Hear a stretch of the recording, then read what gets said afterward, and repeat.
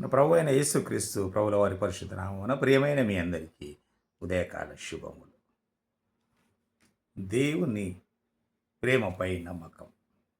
అపోస్తలుడైన పౌలు రోమీయులకు రాసిన పత్రిక 8వ అధ్యాయము 37వ వచనము 38వ వచనం. పౌలు గారు రోమీయులకు ఈ విధంగా పత్రిక రాసి ఉన్నారు. అయినను మనలను ప్రేమించిన వాని ద్వారా మనము వీటన్నిటిలో అత్యధికముగా విజయం పొందుచున్నాం. 38వ వచనం. మరణమైనను జీవమైనను దేవదూతలైనను ప్రధానులైనను ఉన్నవి అయినను రాబోవునవి అయినను అధికారులైనను ఎత్తైనను లోతైనను సృష్టింపబడిన మరి ఏదైనను మన ప్రభువైన క్రీస్తు యేసు నందలి దేవుని ప్రేమ నుండి మనలను ఎడబాప నేరవని రూఢిగా నమ్ముచున్నాను. పౌలు భక్తుని యొక్క నమ్మకం దేనిపైన? ఆయన నమ్మకం దేవుని ప్రేమ మీద ఆయన నమ్మకం. ఆయన రూఢిగా నమ్ముచున్నాను అంటున్నాడు. సాధారణంగా మనుషుల ప్రేమను నమ్మేవారిగా ఉంటాం, మనుషుల ప్రేమను ఆశించేవారిగా ఉంటాం, మనుషుల ప్రేమ కొరకు ఎదురుచూసి ఆశపడేవారిగా ఉంటాం. మరి భక్తుడు పౌలు గారు ఏమంటున్నారు?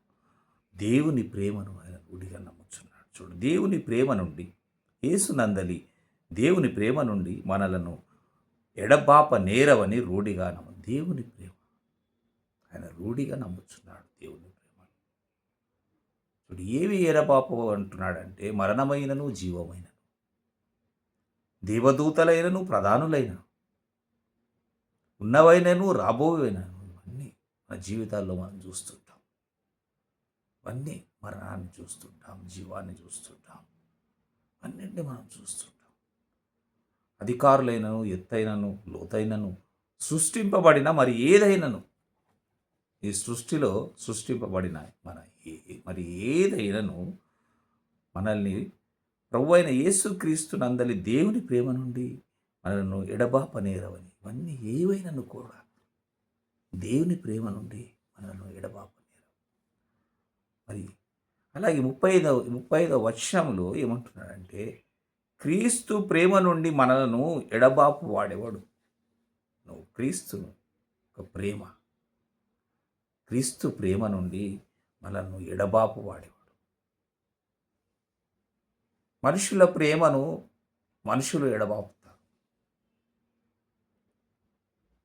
నిన్ను ఒకరు ప్రేమిస్తున్నారంటే మరి వారి నుండి ఆ ప్రేమను నీకు దూరం చేయాలనే కుయుక్తితో మరి కొంతమంది ఆ ప్రేమను దూరం చేసేవారిగా ఉంటున్నారు. కానీ ఇక్కడ ఏమంటున్నాడు? క్రీస్తు ప్రేమ నుండి మాత్రం ఎవ్వరు కూడా మనల్ని ఎడబాపలేదు. క్రీస్తు ప్రేమ నుండి మనల్ని ఎడబాపవాడు ఎవడు? అది శ్రమ అయినను, బాధ అయినను, హింస అయినను, కరువైనను, వస్త్రహీనత అయినను, ఉపద్రవమైనను, ఖడ్గమైనను మనలను ఎడబాపున. క్రీస్తు ప్రేమ నుండి ఇవన్నీ మనల్ని ఎడబాపుతాయా? ఏమిటి? శ్రమ.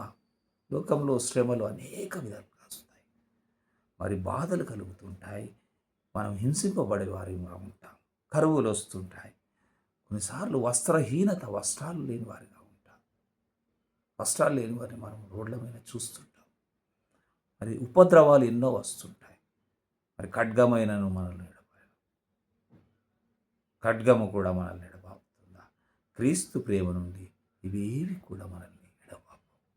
మరి దేవుని ప్రేమించు వారికి 28వ వచనం. అనగా ఆయన సంకల్పము చొప్పున పిలువబడిన వారికి మేలు కలుగుటకై సమస్తమును సమకూడి జరుగుచున్నవని ఎరుగుతాం. చూడండి, దేవుని ప్రేమించు వారి, ఎవరైతే దేవుని ప్రేమించేవారు అనగా ఆయన సంకల్పం చొప్పున పిలువబడిన వారికి, దేవుని సంకల్పం చొప్పున ఎవరైతే పిలువబడేవారిగా ఉంటున్నారో వారికి మేలు కలుగుటకై సమస్తమును సమకూడి జరుగుచున్నామని ఎరుగుదాం, తెలుసుకుందాం. ఇవన్నీ వారికి ఎలా కలుగుతున్నాయి?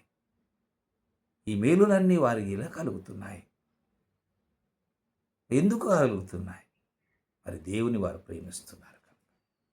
దేవుణ్ణి ప్రేమిస్తున్నారు కనుక వారికి సమస్తమును సమస్తమును ఆయన సంకల్పం చొప్పున పిలువబడిన వారికి సమస్తమును మేలులు కలుగుతున్నాయి, సమకూడి జరుగుతున్నవి అంటున్నాడు. చూడండి, ఆయన సంకల్పము చొప్పున పిలువబడిన వారికి, దేవుని సంకల్పం చొప్పున పిలువబడిన వారందరికీ మరి మేలులు కలుగుతున్నాయి. మేలు కలుగుటకై సమస్తమును సమకూడి జరుగుతున్నవి. శ్రమలు వస్తాయి, ఇబ్బందులు వస్తాయి, హింసలు వస్తాయి, కరువులు వస్తాయి, ఉపద్రవాలు వస్తాయి, ఏమైనా రావచ్చు.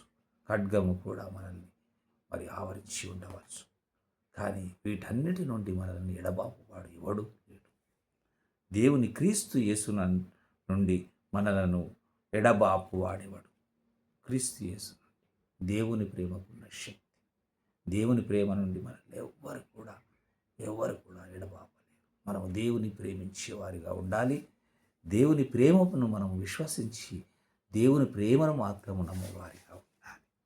అటువంటి కృప దేవుడు మనకు అనుగ్రహించి మనల్ని ధైర్యపరిచి వాక్యంలో మనము ఇంకా దేవుని మీద ఆధారపడి జీవించేవారిగా ఉండటం దేవుడు మనకు సహాయం చేసి మనల్ని నడిపించును గాక. ఆమేన్.